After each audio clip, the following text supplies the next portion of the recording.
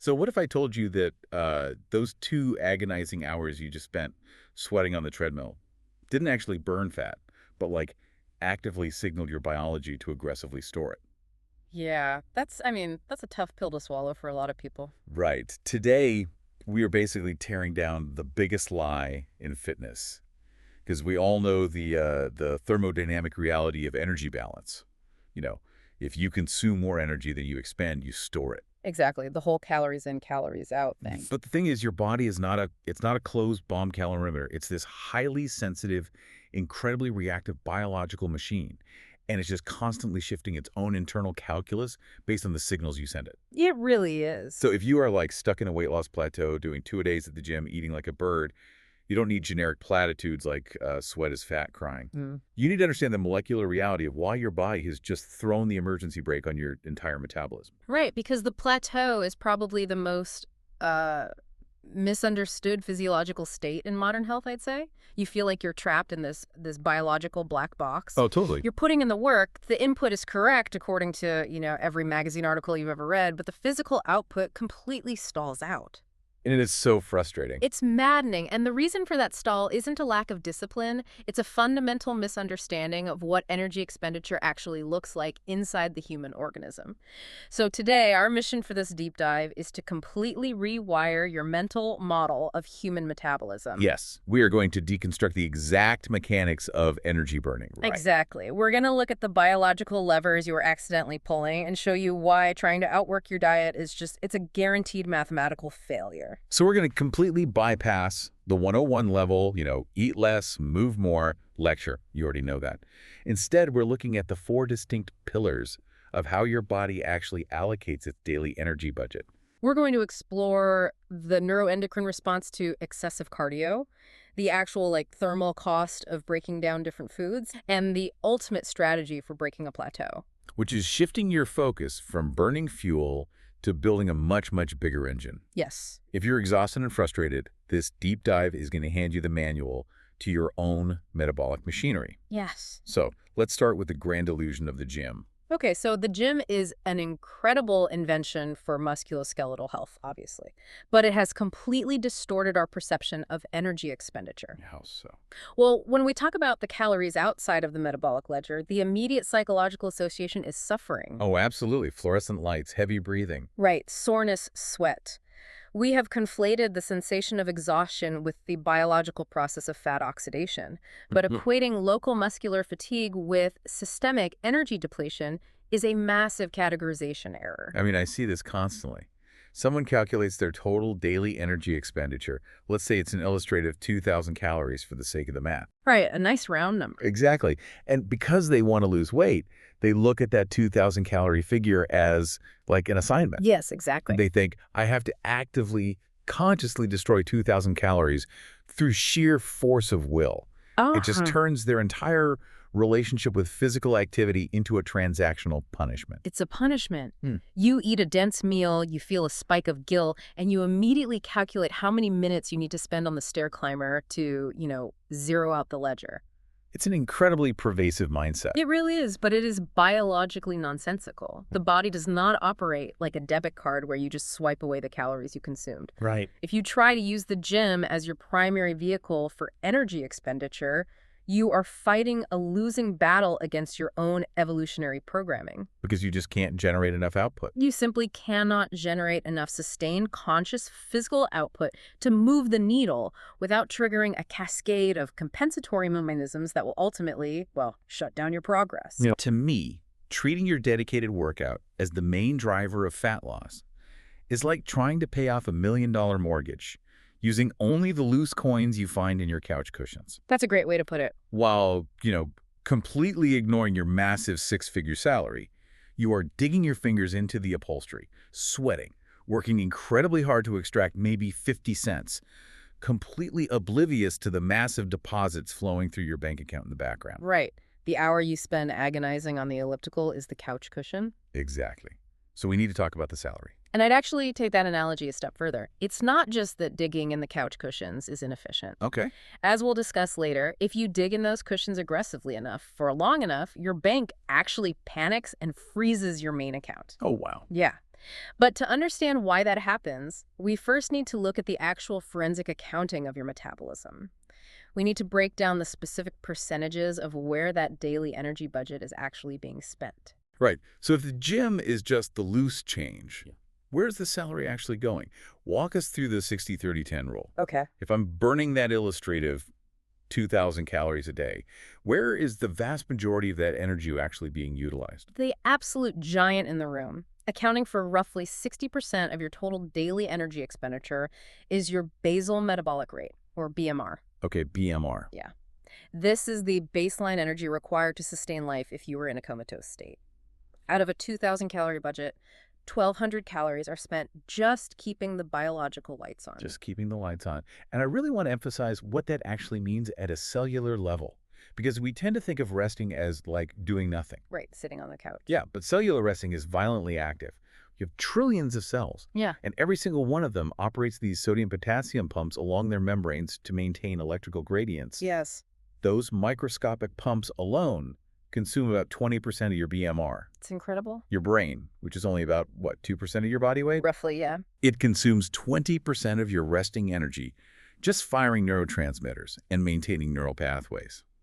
Your liver is a massive chemical factory, constantly synthesizing proteins, clearing toxins, managing glycogen. Your kidneys are filtering your entire blood volume dozens of times a day. Your heart is beating 100,000 times. Mhm.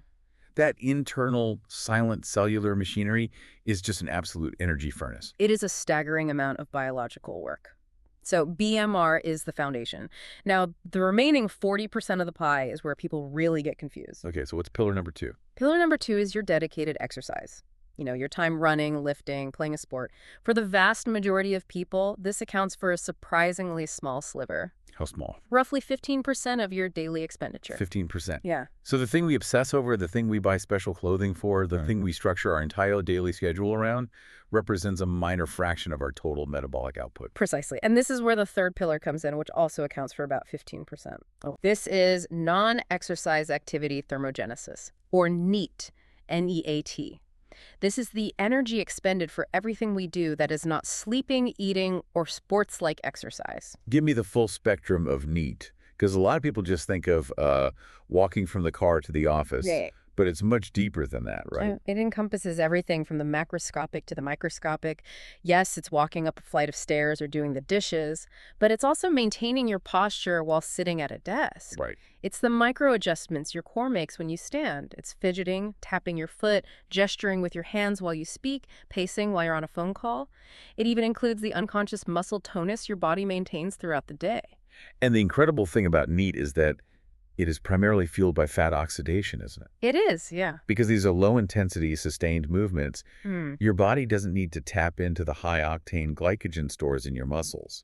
It relies on the slow, steady burn of free fatty acids. So by simply being upright and slightly restless, you are directly tapping into the exact fuel source you are trying to eliminate. Which really highlights the absolute irony of our modern fitness culture. People will sit perfectly motionless in an ergonomic, lumbar-supported office chair for 9 hours, drive home in a comfortable seat, and then brutally punish themselves in a spin class for 45 minutes to try and hit that 15% exercise pillar. It's crazy. Meanwhile, they completely suppress the 15% NEAT pillar that they could have easily maxed out just by, modifying their daily environment.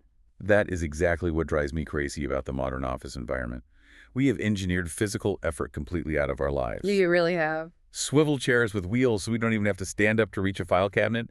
Elevators. Smart appliances.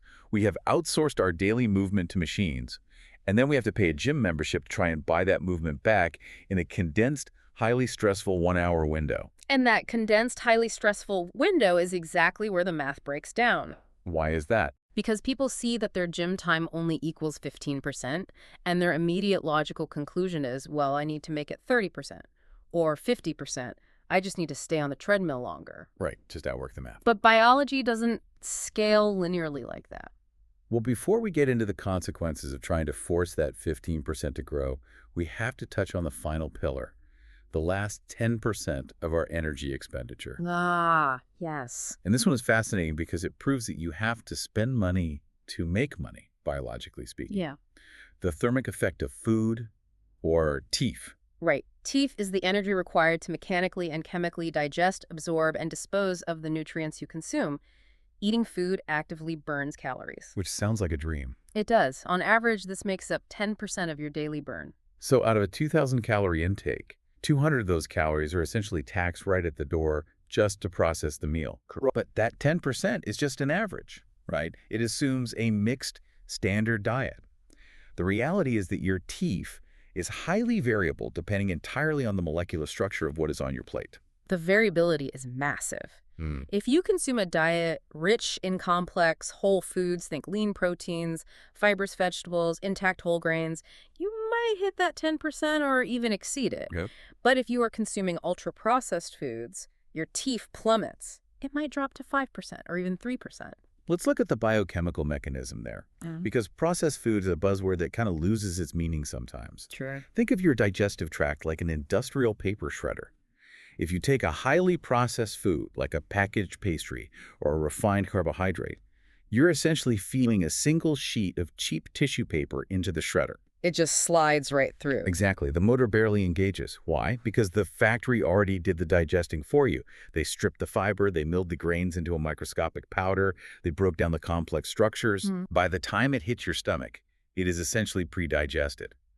Your body absorbs the massive caloric payload almost instantly, but expends zero metabolic effort to do so. That's a great mechanical visualization, and the biochemical reality is even more stark, particularly when we look at macronutrients. Like protein. Yeah, protein, for instance, has a massive thermic effect, sometimes up to 25 or 30%. Wow. Because breaking down complex peptide bonds requires specialized enzymes, and dealing with the nitrogen component of amino acids requires the liver to work incredibly hard to convert it into urea for excretion. So it's heavily taxing on the system. Exactly. That entire process demands massive amounts of ATP cellular energy. Fiber is similar.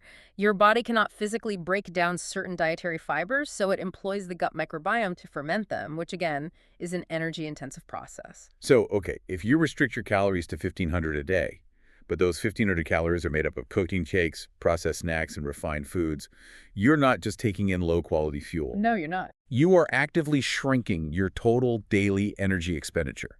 You are putting your shredder to sleep. You might think you are in a deficit, but because your TEEF has dropped from 10% down to 3%, your calories out number has shrunk to meet you. You are artificially depressing your own metabolism through convenience. And this leads us directly into the most dangerous trap people fall into. What's that? Well, when the convenient food doesn't yield results and the scale stops moving, the panic sets in. And when the panic sets in, they look at that 15% exercise pillar and they decide the only way out is brute force. They enter the treadmill trap. The treadmill trap. It is a highly specific, incredibly common behavior pattern. You see it in every gym in the world. Oh, yeah. Someone who is desperate to break a weight loss plateau gets on a steady-state cardio machine, an elliptical, a treadmill, a stair climber, and they just grind. 1 hour becomes 90 minutes. 90 minutes becomes 2 hours. Just staring at the screen. Staring at the digital calorie readout, trying to force the math to work in their favor. I have absolutely been guilty of this mentality. The logic feels inescapable. If running for 45 minutes burns 400 calories and makes me look a little leaner, then running for 120 minutes must burn 1,000 calories and make me look like a fitness model. It makes sense on paper. It does. It is linear thinking applied to a nonlinear biological system. So why does the body reject this math? What happens when we push past that 60 to 75-minute threshold of intense, continuous cardio? You trigger a systemic neuroendocrine crisis. A crisis. Yes. To understand why, you have to look through the lens of evolutionary biology. The human body is highly adapted to 2 types of movement. Okay. The first is low-intensity, all-day movement, walking, foraging, gathering. That's our NEAT. The second is brief, explosive movement, sprinting to catch prey, or sprinting to avoid becoming prey. Right.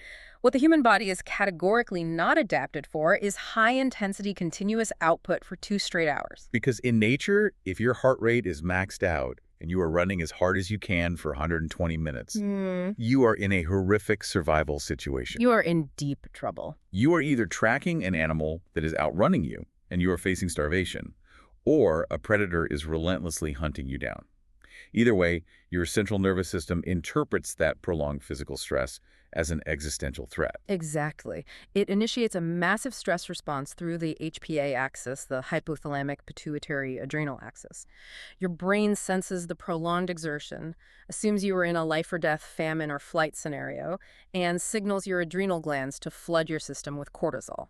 Now, cortisol gets a terrible reputation in the wellness space, but it's actually a brilliant survival mechanism, isn't it? Oh, it is. If you are actually running from a bear, cortisol is your best friend. Right. It suppresses your immune system, shuts down your digestive system, and rapidly mobilizes glucose into your bloodstream so your muscles have immediate explosive energy to escape. So cortisol is entirely necessary for acute, short-term survival.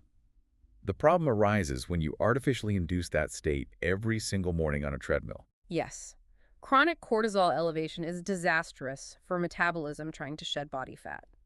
When cortisol remains high day after day, it triggers a process called gluconeogenesis in the liver. Gluconeogenesis. Right. It literally signals your body to break down your own valuable muscle tissue, convert those amino acids into glucose, and dump them into your bloodstream. Wait, let's highlight that. Mm-hmm. By doing excessive cardio to burn fat, your body panics and starts eating its own muscle tissue to secure fast-acting sugar. It absolutely does, because fat oxidation is a slow, oxygen-dependent process. Okay.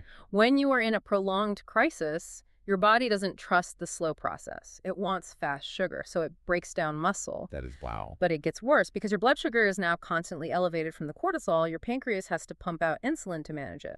And insulin is a primary fat storage hormone. Oh, no. Yeah. When insulin is high, the doors to your fat cells are biochemically locked.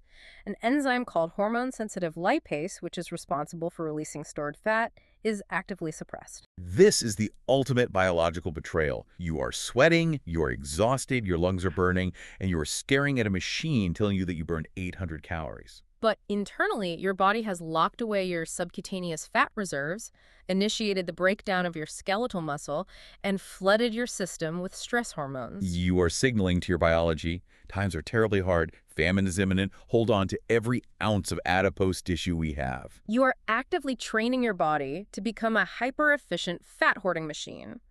And the fallout from this stress response doesn't end when you step off the treadmill. It doesn't. No. This is where we see the phenomenon of adaptive thermogenesis, which is the scientific term for the dreaded metabolic plateau. Walk us through the exact anatomy of that plateau, because it usually happens when someone combines the two worst strategies at the exact same time, right? Severe caloric restriction and the treadmill trap. Exactly. When you drastically cut your calories, starving the body of essential macronutrients and micronutrients, and simultaneously force it through hours of chronic cardiovascular stress, your brain receives an overwhelming signal of environmental collapse. It thinks the world is ending. Pretty much. No food is coming in, and we are constantly running for our lives. The central nervous system realizes that the current rate of energy expenditure is going to lead to starvation and death. So it executes a defensive shutdown. It attacks the biggest piece of the pie. It attacks the 60% BMR. Exactly. It cannot stop you from forcing yourself onto the treadmill, so it compensates by aggressively downregulating the internal systems you don't consciously control. Like what? Well, your hypothalamus decreases the signaling to your thyroid gland. Your active thyroid hormone, T3, drops significantly, and T3 is essentially the throttle for your resting metabolism. So what does a drop in T3 actually look like physically? How does the body save that 600 or 700 calories of BMR? It looks like systemic lethargy. Your core body temperature actually drops a fraction of a degree. Yeah. Your resting heart rate slows. Your cellular turnover rate decreases, meaning hair and nail growth slows down. Wow. Reproductive functions are suppressed. This is why severe caloric restriction often leads to the loss of menstrual cycles in women or plummeted testosterone in men. Your brain even dials back cognitive function to save glucose, leading to that profound brain fog you feel when you are heavily dieting. It's just shutting down non-essentials. Right. Your body becomes incredibly ruthlessly efficient at running on almost zero fuel. And the most insidious part of adaptive thermogenesis is how it completely sabotages your NEAT without you even realizing it. Because your brain senses the energy crisis, it subconsciously orchestrates a reduction in all voluntary movement. That's a critical point. You don't consciously decide to stop moving, but your nervous system simply stops sending the impulses to fidget. You just freeze up. Pretty much. When you sit down, you slump deeply into the chair instead of holding your posture. When you need to go to the second floor, the elevator suddenly looks infinitely more appealing than the stairs. Your body feels physically heavier. So you might be burning 400 calories on the treadmill, but your body compensates by erasing 400 calories of NEAT throughout the rest of the day. Exactly. So let's look at the horrific math of the plateau. Let's say your starting maintenance calories were 2,500. You decide to lose weight, so you aggressively cut your intake to 1,400 calories, and you start doing 90 minutes of cardio a day. Okay, classic scenario. Right. For the first 2 weeks, it works. You drop water weight, you drop a little fat, but then the emergency brake engages. Your thyroid downregulates, dropping your BMR by 500 calories. Your subconscious NEAT drops by 300 calories. The loss of muscle from the cortisol drops your BMR even further. Yep. Suddenly, your total daily energy expenditure isn't 2,500 anymore. Your body has successfully adapted its output to exactly match your 1,400 calorie intake. And that is the wall. Your calories in equals your deeply depressed calories out. You are eating 1,400 calories, you are starving, you are exhausted, your hair might be thinning, you're freezing cold all the time, and the scale refuses to move a single millimeter. The tragedy is how people react to this wall. They think, my metabolism is broken, I must just be destined to be this weight. Or worse, they think, I'm just not working hard enough. Ooh, that's the worst one. Right. So they drop their calories to 1,000, they add an evening run to their morning treadmill session, and the body just panics harder and downregulates further. It is a literal race to the bottom, and biology will always win. It will prioritize your survival over your desire to look good in a swimsuit.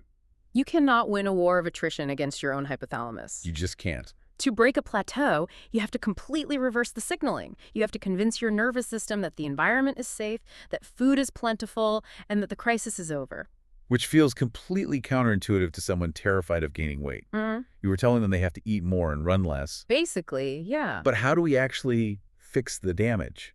How do we actively force that massive 60% BMR pillar to grow back to its original size and ideally become even larger? If endless cardio shrinks the BMR, what expands it? You expand it by fundamentally changing the physical architecture of your body. You have to stop focusing on how much fuel you are burning today and start focusing on the size of the engine you are building for tomorrow. Okay, let's explore the two cars analogy. Yeah. Because this is the conceptual shift that completely changes how you interact with the gym. Imagine two vehicles sitting at a starting line on a highway. On the left, you have a tiny, lightweight, highly aerodynamic economy car with a tiny 4-cylinder engine. Okay, got the visual. On the right, you have a massive, heavy-duty industrial truck with a V8 engine. They both drive the exact same route. They travel exactly 50 miles. They maintain the exact same speed of 60 miles per hour. They stop at the exact same time. Right. Which vehicle required more fuel to complete that identical amount of work? The truck. And it's not even close. Why?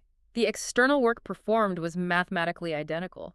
Because the intrinsic cost of operating the truck is astronomically higher. Just turning over that massive engine block, fighting the increased gravity of a heavier chassis, keeping those huge pistons firing. I mean, the idle rate alone consumes fuel at a rate the economy car couldn't match at top speed. The truck demands massive amounts of energy simply to exist on the road. Precisely. In the human organism, your skeletal muscle is the V8 engine. Muscle is incredibly metabolically expensive tissue. Expensive in terms of calories. Right. It is highly vascularized, meaning it requires constant blood flow. It is dense with mitochondria, the cellular powerhouses that are constantly utilizing oxygen and ATP. Adipose tissue fat is relatively inert. It just sits there. It's essentially just a storage locker. It doesn't require much energy to just sit there on your waistline. But muscle tissue demands constant upkeep, constant repair, and constant fueling 24 hours a day, 7 days a week. This completely flips the script on the purpose of dedicated exercise. Yep. When you're on the treadmill for an hour, you are driving the economy car. You are burning fuel while the key is turned in the ignition. Yeah. The second you step off the treadmill and turn the car off, the fuel consumption drops back to near zero. But when you engage in resistance training, when you lift weights under tension, you are not just burning fuel. No, you're not. You are systematically inflicting micro tears in the muscle fibers. You are triggering muscle protein synthesis. You are activating satellite cells to bind to the muscle fibers and add new nuclei. You are forcing the body to construct new, dense, metabolically expensive tissue. You are pulling the economy engine out and dropping a V8 into the chassis. And once that larger muscular engine is installed, it demands energy around the clock. Your 60% BMR pillar radically expands. A person with significant lean muscle mass burns significantly more calories sitting on their desk, watching television, and fast asleep than someone of the exact same weight with a lower muscle mass. The math on this is fascinating when you compare two people side by side. Imagine two individuals who both weigh exactly 150 pounds. They both step onto identical treadmills and run at 6 miles per hour for 30 minutes. The digital readout on the machines will tell them they both burn exactly 350 calories because the machine only knows the total mass being moved. But the digital readout is lying. It is missing the internal biological context. Person A might be 150 pounds with 25% body fat and low muscle tone. Person B is 150 pounds with 12% body fat and significant dense muscle mass. Right. Person B, the one with the V8 engine, actually oxidized significantly more energy during that exact same run. Their larger muscle fibers required more oxygen delivery, more ATP synthesis, and more aggressive cooling mechanisms to perform the exact same mechanical output. Person B gets a permanent metabolic discount on life. Their baseline thermodynamic resting state is just inherently higher. But here is the massive psychological hurdle for the listener. Yes, scale. The scale. The moment you tell someone who is desperate to lose weight that they need to build muscle, alarms go off in their head because they have been conditioned by decades of diet culture to worship the bathroom scale. And muscle is incredibly dense. It is the ultimate paradox of physical transformation. If you successfully execute this strategy, if you lower your cortisol by cutting out the massive cardio sessions, if you eat enough high-quality protein to support recovery, and you lift heavy weights to build your engine, your body composition is going to radically change. Visually, you'll look entirely different. You'll strip away visceral and subcutaneous fat, and you will pack on dense, highly active muscle tissue. But if you step on a standard gravity scale, the number might not move a single pound. It might actually go up. I see this exact scenario break people's spirits. They look better in the mirror, their clothes are fitting looser, their energy is through the roof, they are sleeping better because their cortisol isn't redlining. But they step on that little square piece of plastic in their bathroom, see that they haven't lost the 5 pounds they wanted to lose, and they view the entire endeavor as a total failure. It is a tragedy of bad metrics. The scale is a remarkably blunt, unintelligent instrument. It cannot differentiate between a pound of highly active mitochondrial-dense muscle tissue, a pound of water retained in your muscles as glycogen, a pound of bone mineral density, or a pound of pure visceral fat. It just doesn't know. It just measures your relationship with the Earth's gravitational pull. You wouldn't panic if your checking account dropped by $10,000, if the reason it dropped was that you just bought $10,000 worth of appreciating stock. Exactly. Your liquid number is lower, but your actual net worth has increased. When you build muscle and lose fat, your overall weight might stay stagnant, but your metabolic net worth is skyrocketing. You are acquiring prime metabolic real estate. That is an excellent way to frame it. You have to divorce your self-worth and your progress from the gravitational scale. Track how your clothes fit across your shoulders and waist. Track your strength metrics in the gym. Track your resting heart rate. Those are the actual indicators of a revving metabolism. Okay, let's pull all of these physiological threads together and build the ultimate masterclass blueprint for the listener who is currently stuck in the plateau. Let's do it. How do we take everything we've unpacked today, the BMR, the NEAT, the TFE, the cortisol crisis, and the V8 engine, and turn it into an actionable protocol? The protocol requires 4 distinct behavioral shifts, and they have to work in tandem. Okay, what's first? First, you must abandon the starvation model. You cannot aggressively restrict your calories without triggering adaptive thermogenesis and down-regulating your thyroid. You need to consume an adequate amount of calories to signal safety to your nervous system. And quality matters here, right? Crucially, those calories must come from high-quality, complex whole foods to maximize the thermic effect of food. You want to force your digestive shredder to work at maximum capacity, burning 10% or more of your intake just through digestion. Stop feeding your system tissue paper. Feed it heavy cardboard. Lean proteins, fibrous greens, complex carbohydrates. Exactly. Okay, what's the second shift? Second, you have to escape the treadmill trap. You must stop viewing exercise as a mechanism for punishing calories. Cap your intense, dedicated gym time at roughly 60 minutes. Hard cap. Yes. Anything beyond that is risking chronic cortisol elevation, which will lock away your fat cells and begin catabolizing the exact muscle tissue you need to build. Keep the workout intense, but brief. So your body interprets it as a healthy stimulus, not an existential threat. Third, fundamentally change the intention of that 60-minute window. Stop trying to merely empty the fuel tank and start actively upgrading the engine. Prioritize resistance training, lifting weights, bodyweight hypertrophy work, apply mechanical tension to your muscles. Yes, build the V8 engine so that your BMR, that massive 60% chunk of your daily energy expenditure, operates at a vastly higher baseline around the clock. And fourth, do not ignore the power of ambient movement. You have Yeah. to reclaim your NEAT.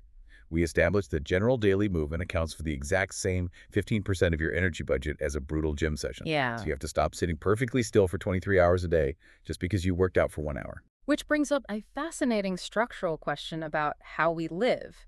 We spend so much mental energy trying to hack our biology with supplements or perfectly timed workouts. But what if the ultimate hack isn't biological at all? Oh, this is interesting. What if it's environmental? Expand on that. Because we are trying to fight a biological battle against our own bodies, but we are doing it inside an environment that is perfectly engineered to force us to lose. Exactly. Our environments are violently hostile to NEAT. Mm. So the final provocative thought I want to leave you with is this. If you truly want to permanently repair your metabolism and break the plateau, stop looking at your body and start looking at your living room. Start looking at your office. How might you completely redesign your physical spaces to passively force you to burn more fuel without ever stepping foot inside a gym? What does that look like practically? Well, it means designing an environment that is slightly less convenient. It means getting rid of the swivel chair and forcing yourself to stand or sit on a stool without back support.